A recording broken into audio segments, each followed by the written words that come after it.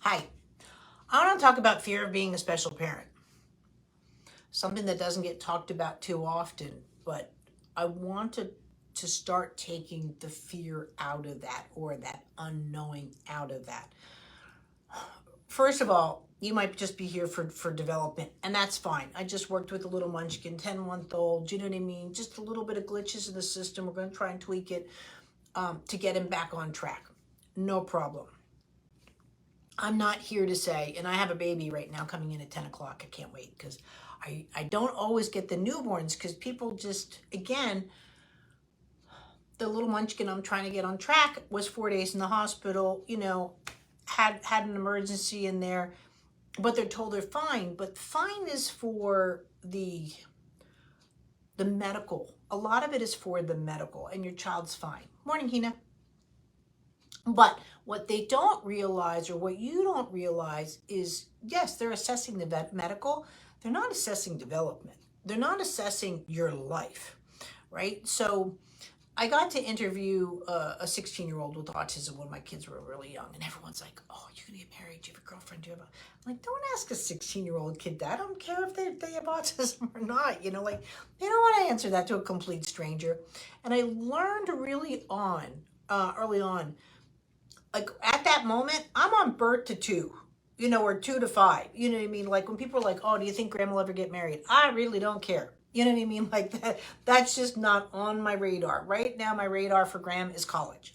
Let's get him through college where he's got a little bit of independent living, hopefully in the dorm situation between his junior and senior year. Okay, you know what I mean? Right now he's got a 3.6. He's taking his classes. He's a sophomore.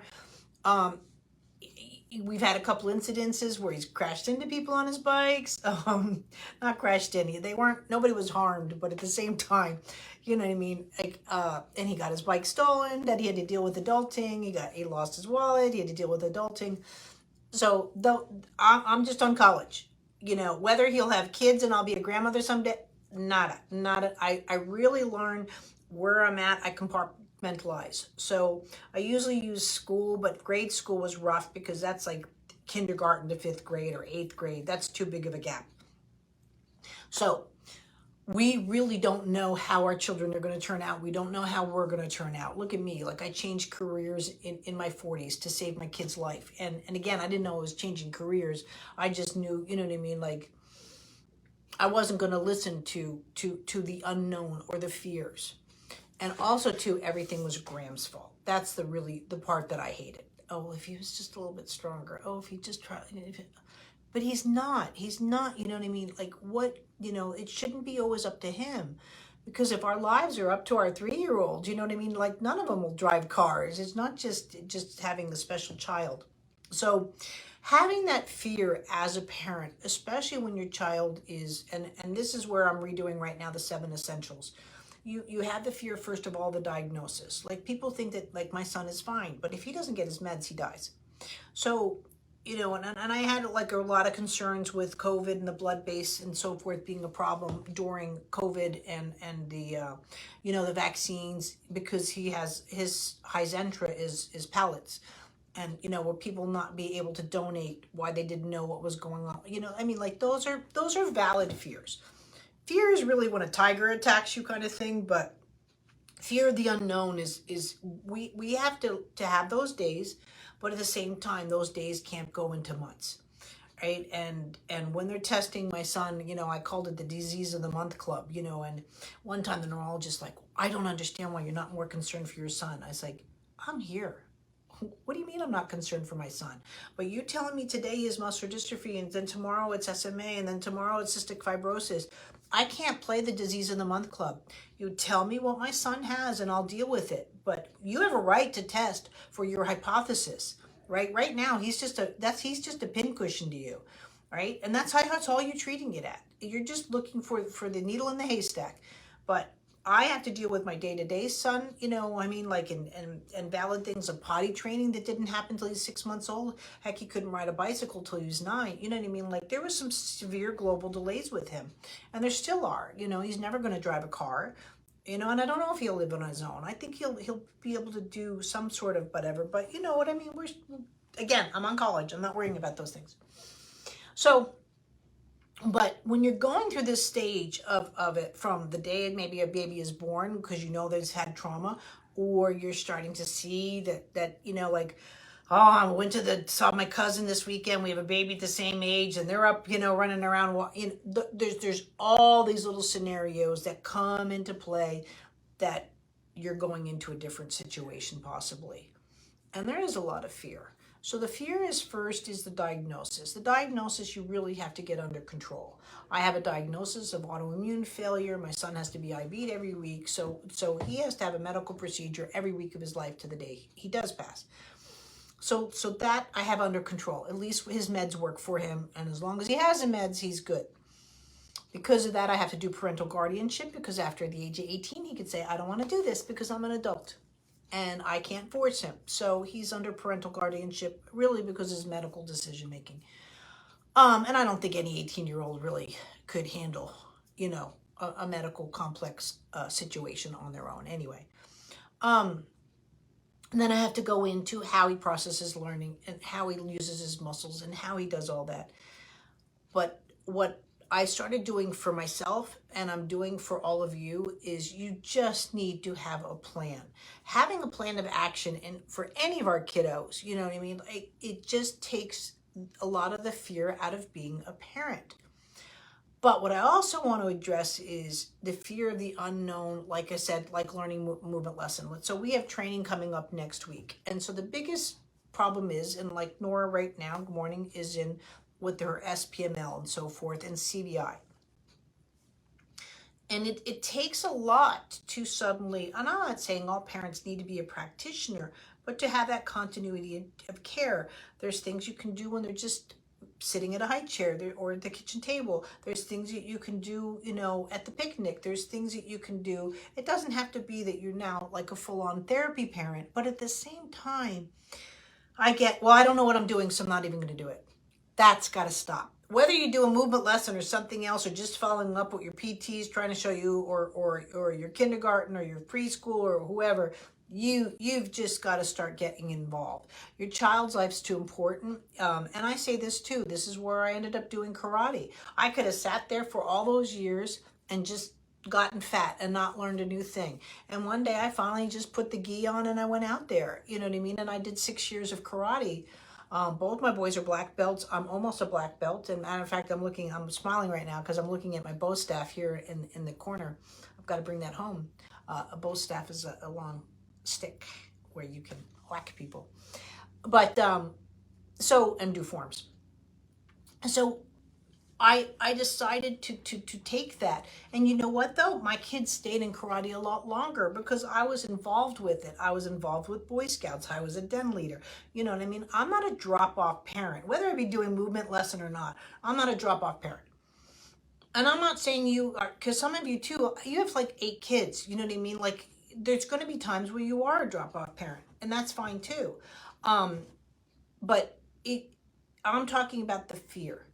You can't not go into a certain situation that's new for you because it's new doesn't mean it's scary, right? And the fear of doing movement lesson right or wrong, guys, it's so gentle. It's really bonding. It's quite loving. You know what I mean? You just got to try it. You just got to try it. It's an app on your phone, your iPad, your computer. You don't have to be stuck to it. You could literally be going to the beach and doing it. It is a life skill, but at the same time, it's a skill that you're learning. So please start looking at that. There's always going to be fearful situations when you have a special needs child, if they're going to be bullied and all this sort of stuff. But try and put a lot of those demons away. You know what I mean? You have to be proactive with an IEP. You have to be proactive with all of those kind of things. Sometimes it's a little bit of learning, and that's where Facebook is great. If you need help with your IEP and so forth, I help people with IEPs just as much as, probably 50,000 people on Facebook do.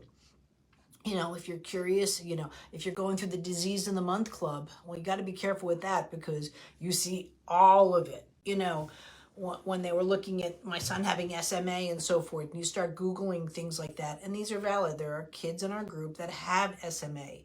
My dad has muscular dystrophy, is CMT, charcot-marie tooth. So, again, those genetics, which I didn't know about genetics, the apple doesn't fall far from the tree, start coming into real stressful situation for both my boys. And that's just natural parenting. But natural parenting shouldn't be considered fear-based. If you have real issues with fear, you know what I mean? It is maybe time that you need to talk to somebody. Talk to us in the group or talk to someone professionally in those aspects. But don't let those unknowns creep in. Like I said, we're all going to have good days and bad days, especially, I've seen parents when they come in with those certain conversations. I'm like, when's the last time you had a good night's sleep? How did you know I haven't been sleeping well? I know because the level of conversation where you're at. And when I know people, even when my one girlfriend, she said something. I said, you need to get your cortisols checked. And she said, no, no, no, no, no. I'm just having a bad week and all that. She had a benign tumor. It was over 8 pounds, that sucker. Wiped out her hormones. And I said, if you had gotten your cortisols checked, you would have found this earlier. You know what I mean? And that's just being a friend. And also, too, guys, putting it out there is fearful. Just like I get out every day and do these lives with you. I do them because I'm here to help you. I did not have this when I was going through it. I still, if I look up polysaccharide AB deficient, which is great, well, there's not even a Facebook group for it. You know what I mean? It's so rare. So, you know what I mean? There's times where you just don't have those outlets. Someone's actually screenshotted my butt, like I have no idea what's back there, basically to tell me I'm fat and I should become a vegetarian. You know what I mean? I blocked them so fast, but what if that was the one comment somebody made to me that I just stopped doing all of this? What good is telling me I'm fat? You know what I mean? Or I shouldn't be on all fours with my body type or whatever. If I'm just trying to show you how a child should crawl, have to do with all of the good that I'm trying to do my way. You know what I mean? And I'm just using one incident. And that was from a professional. It wasn't even from a parent. You know what I mean? Like, but when you put stuff out there, you are going to get, I wouldn't say attacked because that's not, I'm sure he thought he was doing me a wealth of good. But I didn't want to hear it that way. Especially that he did a screenshot. That was just too much effort. So anyway, there are times where people are going to come at you. You stop. Now, again, I could have gone off on this person. I just blocked them. I just thank you for your concern and blocked, and I do that on YouTube. You know what I mean? If I get a comment that's just off. There are trolls out there that have nothing to do with whatever, and they're just spinning their wheels. Don't even entertain your time. But there's going to be some people that are professionals that are going to just get into your head and tell you, don't ever let anybody tell you that you or your child can't do something.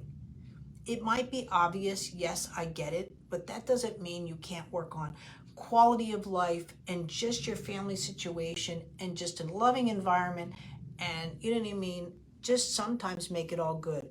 It is really hard to have this conversation, especially if you are a single parent.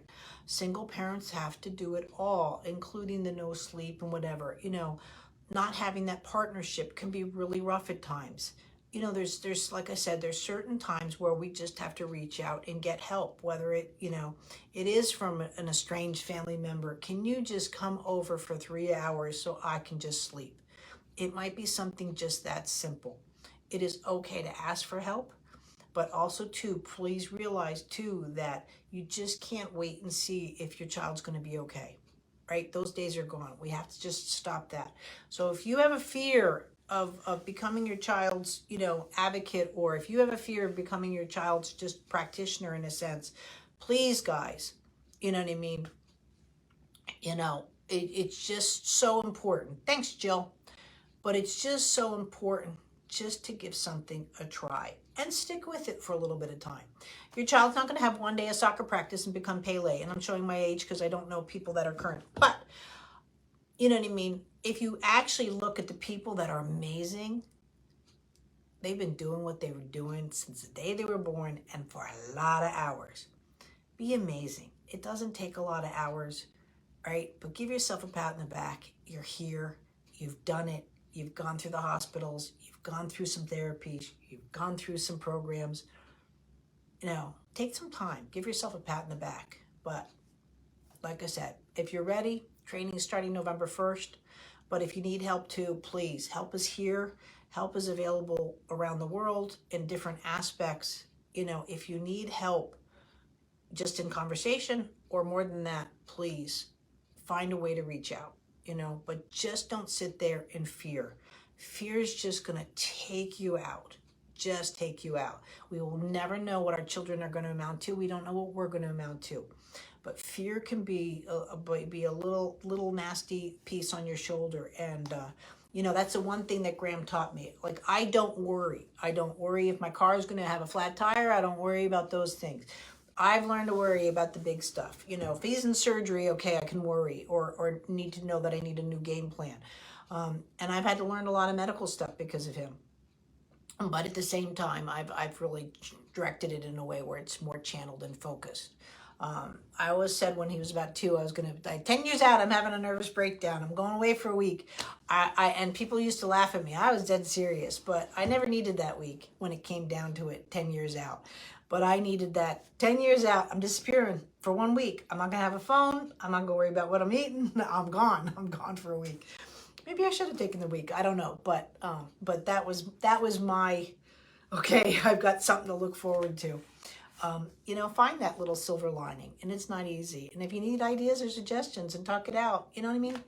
Let's start a conversation. Thanks, guys.